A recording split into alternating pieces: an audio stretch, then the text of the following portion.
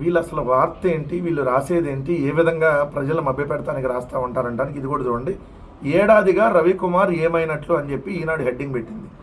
చేసింది గుమస్తా ఉద్యోగం, ఆస్తులు మాత్రం కోట్లలో, వైకాపా హయాంలో పరకామణిలో చోరీ, కొన్ని ఆస్తులు తిరుమల తిరుపతి దేవస్థానానికి రాయించి లోక్ అదాలత్లో కేసు రాజీ, మిగిలిన ఆస్తులు కీలక నేతలు అధికారులు రాయించుకున్నారనే ఆరోపణలు, 3 దశాబ్దాలుగా పరకామణిలోనే నిధులు, దొంగను దాతను చేశారు అని పెద్ద హెడ్డింగ్లు పెట్టి రాశారు కదా.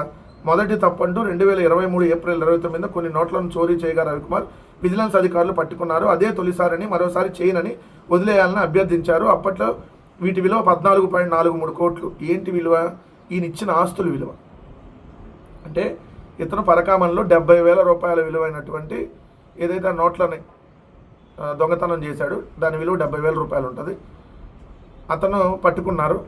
అతను 3 దశాబ్దాలుగా దొంగతనాలు చేస్తున్నాడంట.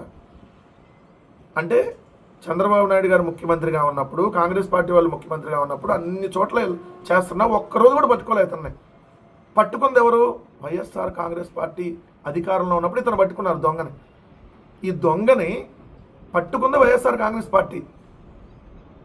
దానికి 70,000 రూపాయలకి అంతకుముందు ఆయన ఎంత తీసుకున్నాడు ఏంటనేది లెక్క ఉండదు కాబట్టి 14,43,00,000 విలువైనటువంటి ఆస్తుల్ని తిరుమల తిరుపతి దేవస్థానానికి రాయించుకున్నారు.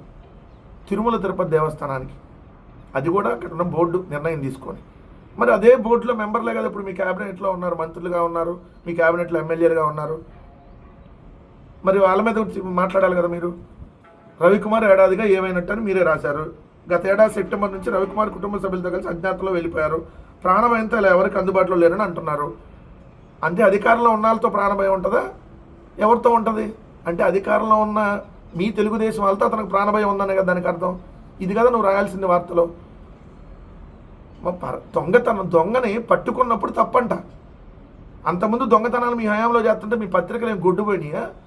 ఈ రాజకీయ పార్టీలు ఏమైనాయి? పట్టుకోవడం మీకు చేతగాల. మా ప్రభుత్వంలో ఆ పరకామణిలో దొంగతనం చేస్తున్నటువంటి దొంగను పట్టుకున్నాం.